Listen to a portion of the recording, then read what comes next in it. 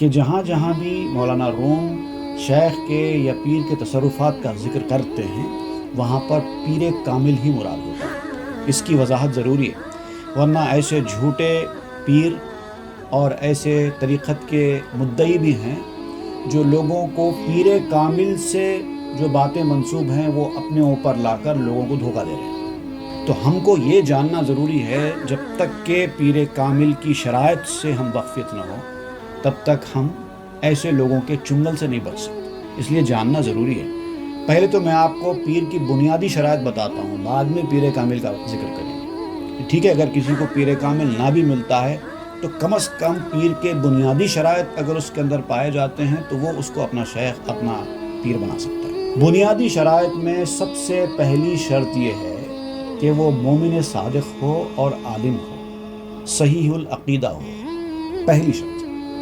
مرید بھی مومن ہی ہوتا ہے، مرشد بھی مومن ہی ہوتا ہے، لیکن مرشد کا ایمان مرید کے ایمان سے زیادہ اسٹرانگ ہونا چاہیے، صحیح العقیدہ ہونا چاہیے اور ضروری باتوں کا جاننے والا، شریعت کے بنیادی احکامات جاننے والا۔ ضروری نہیں ہے کہ بہت بڑا جید عالم دین ہو، قرآن، حدیث، تفسیر، فقہ، کلام، منطق، ہر چیز پر اس کو عبور ہو، ایسا ضروری نہیں ہے، لیکن جو ضروری بیسکس ہیں اس کا پورا علم ہوتا ہے۔ پہلی شرط ہے، اگر اسی شرط پر ہی کوئی پورا نہ اترے تو وہ پیر بنانے کے لائق ہی نہیں ہے۔ دوسری شرط اس کی ہے کہ دنیا کی عزت، مال، دولت، پیسہ، اس کی محبت اس کے دل میں نہ رہے۔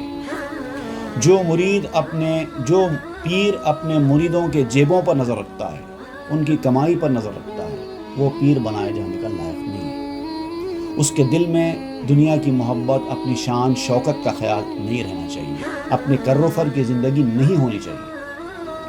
یہ دوسری شرط ہے۔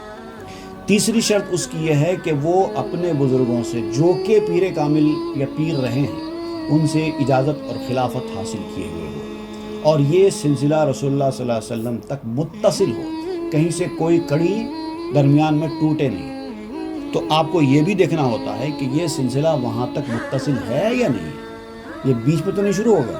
تو آپ کو یہ جاننا بھی ہوگا کہ آپ کا پیر کون ہے، پیر کا پیر کون ہے، پیر کے پیر کا پیر کون ہے۔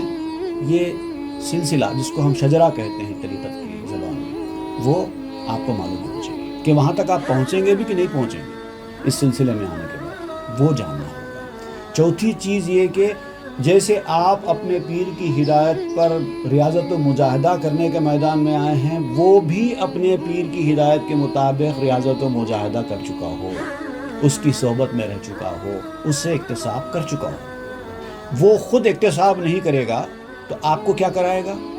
جو شخص خود مجاہدہ اور ریاضت کی منزلوں سے نہیں گزرا ہے، ابھی اس کو خود تربیت کی ضرورت ہے، وہ آپ کو کیا تربیت دے گا؟ یہ چوتھی شرط ہے۔ جب تک یہ شرط پائی نہیں جائے آپ بیعت اس سے نہیں کرنا۔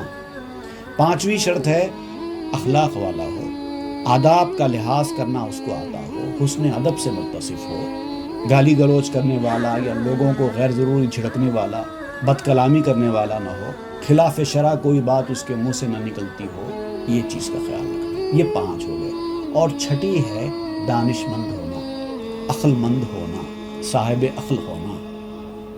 کوئی مجذوب آدمی ہے، ان 5 صفات اس کے اندر ہے، ابتدائی 5، لیکن عقل مند، دانش مند، انٹلیکچوئل نہیں ہے تو وہ مجذوب ہے۔ اس سے دعا کرانا چاہیے، اس کی تعظیم کرنا چاہیے۔ وہ اللہ کا نیک بندہ ہو سکتا ہے۔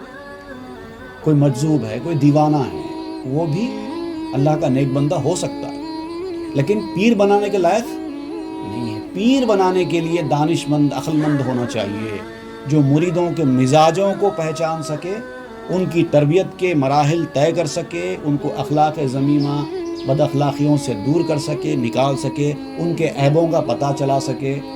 یہ بیسکس ہیں۔ یہ میں پیر کامل کی شرائط نہیں بیان کر رہا ہوں ابھی، یہ پیر بنانے کی بیسکس ہیں۔